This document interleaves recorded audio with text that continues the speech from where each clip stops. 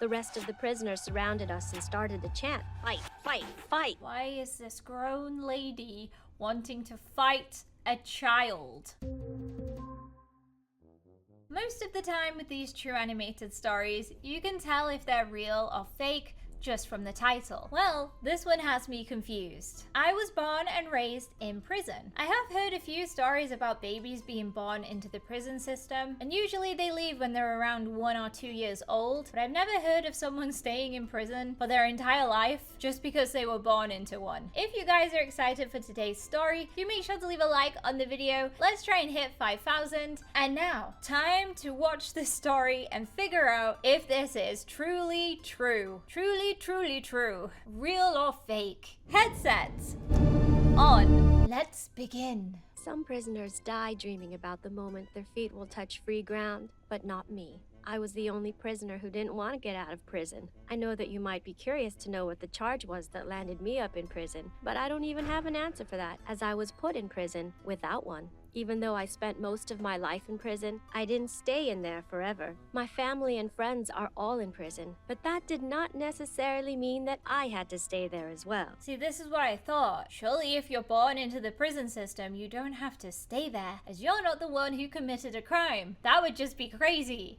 Right? So what is your girl doing in prison while she's an adult? Did she decide that she wanted to go back? Who does that? It took a lot of guts for me to get out of prison, but going back in, without a doubt, even harder to do. My mom was only 16 when she went to prison, a mere single moment that turned her life upside down. All her dreams vanished into thin air when she pointed a gun at a burglar that broke into her house to scare him off. It was her first time to ever hold a gun, and she didn't know how to use it. All she knew was that her mom had put the gun in her hands. She was terrified and trembling as the burglar took her money and attempted to escape through the window right in front of her. Oh my goodness, this is kind of sad. A 16-year-old going to prison? I can't imagine how scared she was. Why didn't the mum use the gun instead? You should never ever give a dangerous weapon to your child. That makes no sense to me. The money that the burglar tried to steal was all she had, and she was keeping it for the baby that was growing inside her, which was the reason for her mom's rage in the first place. On the one hand, there was a voice that spoke to her in the last moment before she pulled the trigger.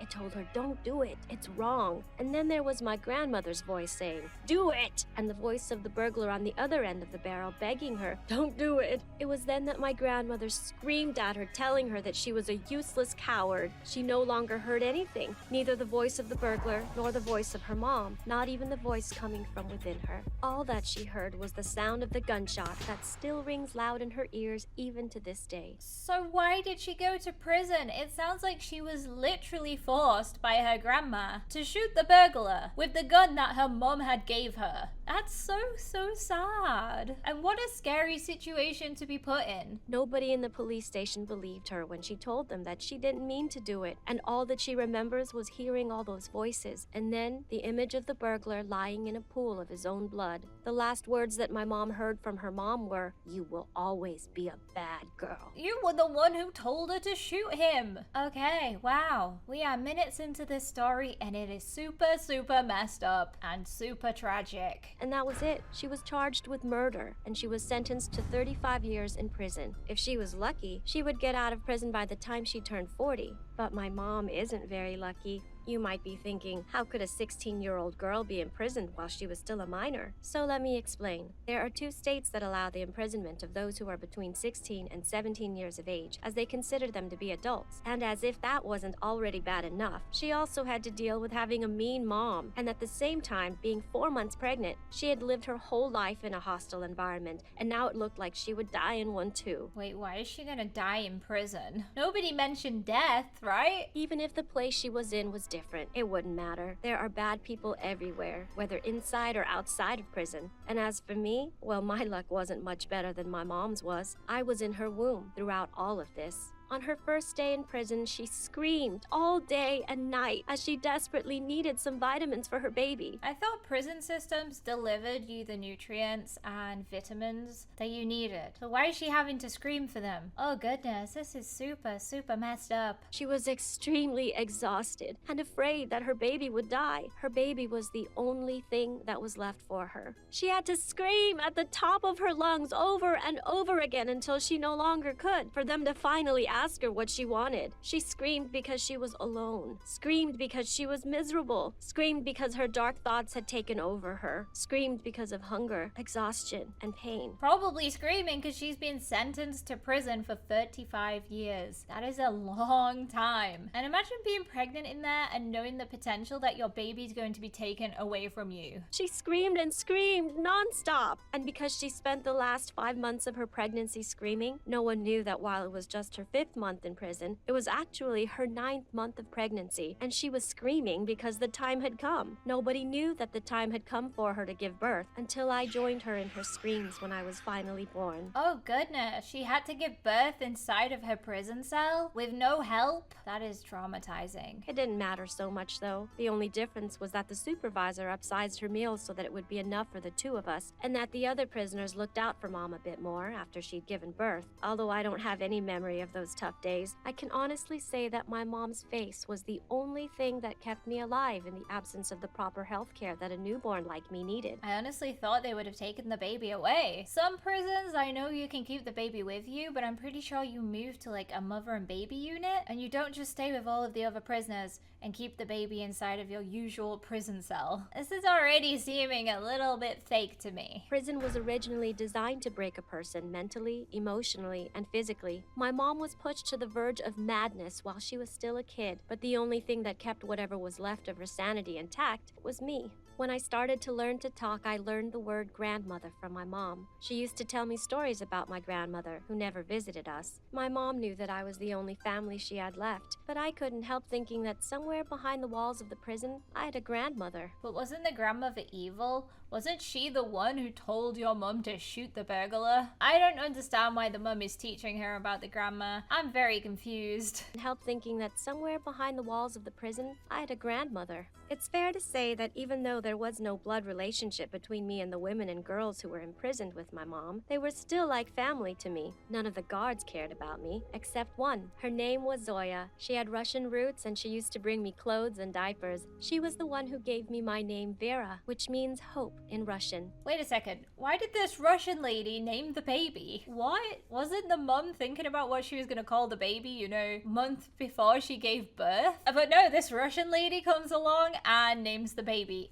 Okay, what? She even taught me how to read and write when I turned 6, wanting to prepare me for the day on which I'd get out of prison to see a world I had no clue about. One day after she'd spent almost a whole day trying to convince me to sit and learn, I asked her, why would I learn to read and write if there's nothing for me to read or write about around here? Why is a 6-year-old in prison? This cannot be true. She answered, who said that there's nothing to read? There are millions of books out there that are full of stories and information about everything in the world. Then I was curious, so I asked, and how can I get these books? She said, tomorrow I will bring you some comic books. The next day, I waited by the cell gate holding onto the bars, waiting for Zoya to come, but she never came. I sat day after day in the same spot, waiting for her to show up, but she never did. What happened to the nice Russian lady? Where did she go? She never brought the comic books. Why? Finally, I asked one of the guards who'd taken her place, and she told me that Zoya wasn't coming back.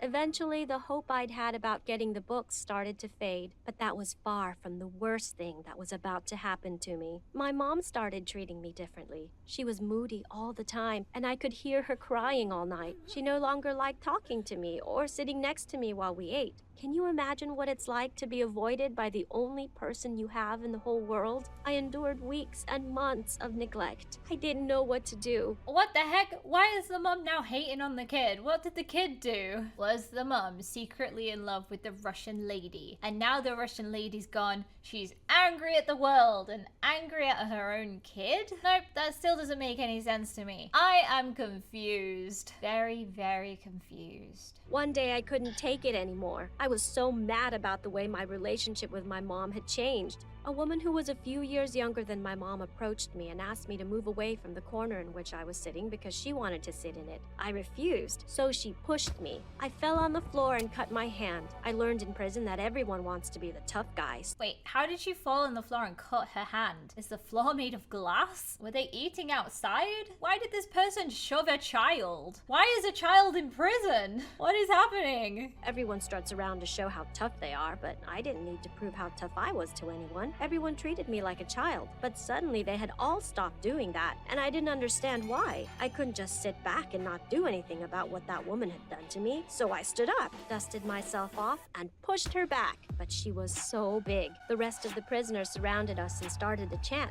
"Fight, fight, fight." Why is this grown lady wanting to fight a child? Also, what did she think was going to happen when she pushed an adult? I don't even think that I have the strength to push someone over. And I'm an adult myself.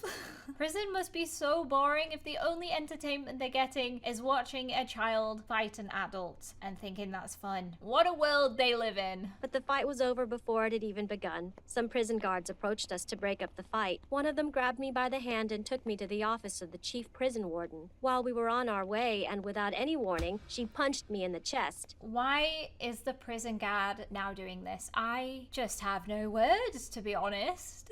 Why is everyone being mean to this poor girl? She hasn't done anything. She treated me exactly like one of those prisoners. That punch somehow took my breath away, but I didn't fight back, as a prisoner's card always loses to the guard's card. I only looked at her with great anger and frustration. I looked around everywhere trying to find my mom, but I couldn't find her. Suddenly, my anger turned into gut-wrenching sobs. That guard saw the anger and misery burning in my eyes, so she looked at me and said, "Your eyes will get you in a lot of trouble. You have to understand that there's no place for you here, but if you ever want to have a chance of surviving outside these walls, you have to first survive inside." That is most definitely true, because I have never been to prison myself, and I am surviving, and I'm sure most of you guys are too. I don't know what this crazy prison guard lady is saying, but to survive outside, you don't have to first survive in a prison. That's just wild. Life outside isn't that different from life in here. She extended her hand to shake mine, which in the prison world meant that she respected me. Honestly, I'd argue with that and say that life outside of prison is nothing like life inside of prison. Life inside of prison seems horrible. Don't listen to anything this prison guard is saying, because she doesn't know what she's talking about. I went into the office of the chief prison warden. I saw a pile of papers in front of him. Photos of me and my mom were on top of it. I wasn't sat in front of him because of the fight. Instead, he was about to tell me the news that would change my entire life for the worse. "You are getting out of jail," he told me in a cold voice. He then said, "There's a family that is going to adopt you. You will go to school, and your life here will be a thing of the past." That's how it should have been from the very, very start of all of this. Also, can we just talk about how long his arms are? He's creeping me out. He looks like Slenderman. My life in that place would not only be a thing of the past, it would be over. Forever! The procedures were faster than I expected them to be. Within 2 hours, I had my stuff packed and I was waiting in front of the cell for the family that was adopting me. I sat there waiting for the unknown. Who was this family, and where were they taking me? And as for my mom, well, she didn't even show up to say goodbye. Why, though? A tall man wearing a suit and a short, fat woman who was wearing a colorful dress arrived. The way they looked was strange to me. Not just strange to you, but also very strange to me, too. Either he is extremely tall or she is really small. Why is the lady wearing gloves? I asked myself. The weather wasn't cold. Let's just say that our first meeting was okay, but not exactly comforting. I didn't want to go with them, but I had no other choice. First, I'd been abandoned by Zoya, and then by my own mom. Prisons are supposed to rehabilitate the prisoners to help them give up on the emotions of anger and help them to start over with a new life. However, prison only taught me how to stay in a corner that was full of rage. I also think prisons, are not to help people get over anger, but they're also to be punished for the crimes that they've done. There's quite a few things in this story that I'm disagreeing with. As a 7-year-old girl who had never had the chance to explore other sides of my personality, it was hard at first for me to get along with Mr. and Mrs. Thompson who'd adopted me. They were suspiciously calm. I felt like they were plotting something. But to my surprise, it turned out that being calm was the normal state of a human being and not the other way around, and that I was the one who was constantly in an abnormal state. After a while, I began to like them, but absolutely nothing was going to replace the love I had in my heart for my mom. We tried over and over again to visit my mom in prison, but she refused to see us every time we went to visit her. I came back from those visiting attempts every time with 1,000 questions in my mind. Is anyone else still really confused at why the mum just suddenly decided that she hated her daughter? Because I am. I really am. The only answer that Mrs. Thompson had for me was, "When you grow up, you will understand." I soon went to school, and guess what? There were a lot of books. I bought some of them for my classes, and there were so many in the library. But despite how happy I was about all these books that I could read, I felt sad for Zoya and my mom. I managed to make friends with some kids my own age, and I was very diligent at school. Everyone liked me, and I started to enjoy life outside the walls of prison. I started to spend most of my time at the library, but I always wished that my mom could be there too. And that, guys, is where the story ended. It was such a sudden ending, and I've been left with so many questions. I'm really confused. Why was a child born into the prison system and didn't leave until they were 7 years old? Why did her mum suddenly hate her? And where did the nice Russian lady go? Anyway, guys, that is the end of today's story. If you guys did enjoy it and you would like to watch another video, click here and let's go watch it together.